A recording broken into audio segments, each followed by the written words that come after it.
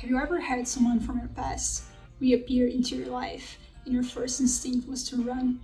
Not because of who they are, but what they represent. That's exactly what happened to me recently, and it opened my eyes to something important. I've been running from my past instead of embracing it. And today I want to share you why I've been doing this, what it cost us, and most importantly, how to stop running and start embracing who we used to be. So first, let me take you a few years back, okay? I was that friend as a teenager who will do everything for you, especially listen to your stories and your traumas and everything, and try to fix things, whether it's your relationship or with your girlfriend, with your mother, or whoever. I really cared about my friends and people in my life, and I wanted to do everything I could for them. So I ended up acting more like a psychologist than a friend, and it attracted a lot of people that weren't exactly what I needed in my life. Not that they were bad people, but people that just seek validation from you or just want you in their life because you're giving something to them, but they're not giving anything in return. And I didn't expect anything in return, but I mean, in hindsight, I should have, The thing is, deep down, I knew this wasn't right. This wasn't the healthiest way of having relationships, but it was the pattern that I was used to and the only way I knew how to operate.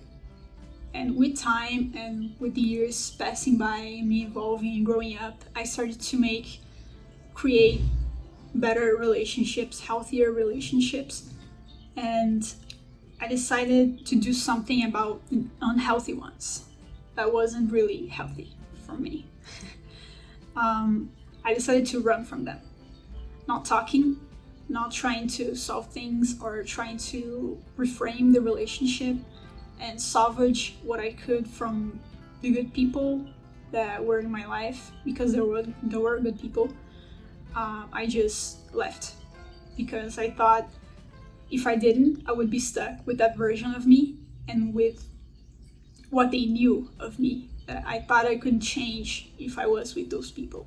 And so I left. I started working on this new version of myself and building better and healthier relationships. But here's what happens when you run from your past. First of all, you live in a constant fear of being found out. You're afraid of people seeing you for who you used to be, even if they haven't met you at that time of your life. It's like you're hiding something. Another sad thing is that you carry this constant shame about who you used to be. Because you haven't dealt with that. You're just keeping it as a ghost in your closet, And because of this, you never fully trust yourself. You're afraid that that old you is still there somewhere, and to be fair, it is. Not that. Recently, someone from my past actually came back into my life, suddenly and unexpectedly. And my immediate reaction was pure panic. Not because they had done anything wrong or bad or anything like that, but because they represented everything I was trying to run from. It was like looking into a mirror that reflected all those moments where I didn't know how to set up boundaries and just ended up losing myself in other people's problems. So my first instinct was to push them away, of course, and keep running. But this time, something different happened. I stopped long enough to wonder and ask myself, what am I really running from?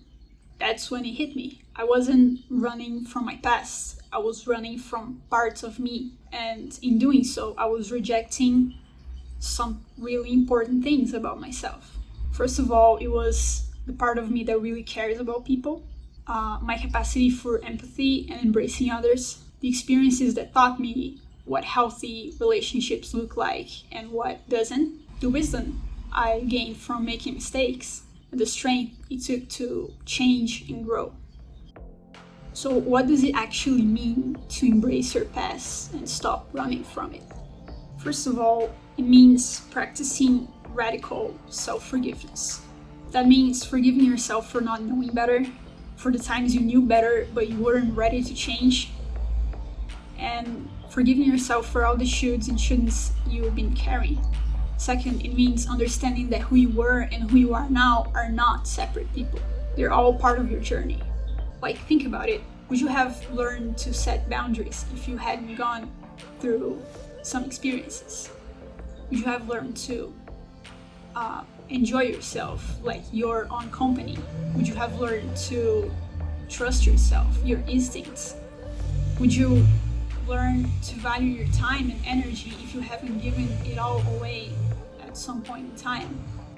Yeah, so now I want to share some practical ways to start embracing your past. First of all, when memories come up, don't push them away. Sit with them. What were you needing in that moment?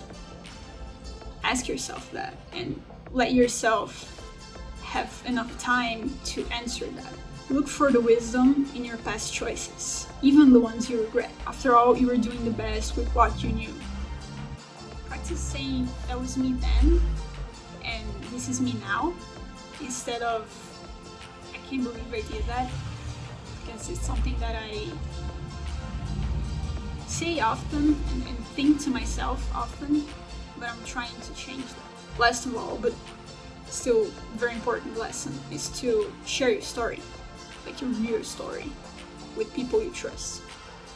So yeah, with this whole trip to Memoryland, I got to learn that my past is not my enemy, and neither is yours. It's not something to run from or hide from. It's the foundation that brought you here to where you are now. So remember that you don't have to be perfect to be worthy. And I say that knowing that I struggle with that as well. I'm not like a perfect person. I don't have everything figured out. Most likely the opposite.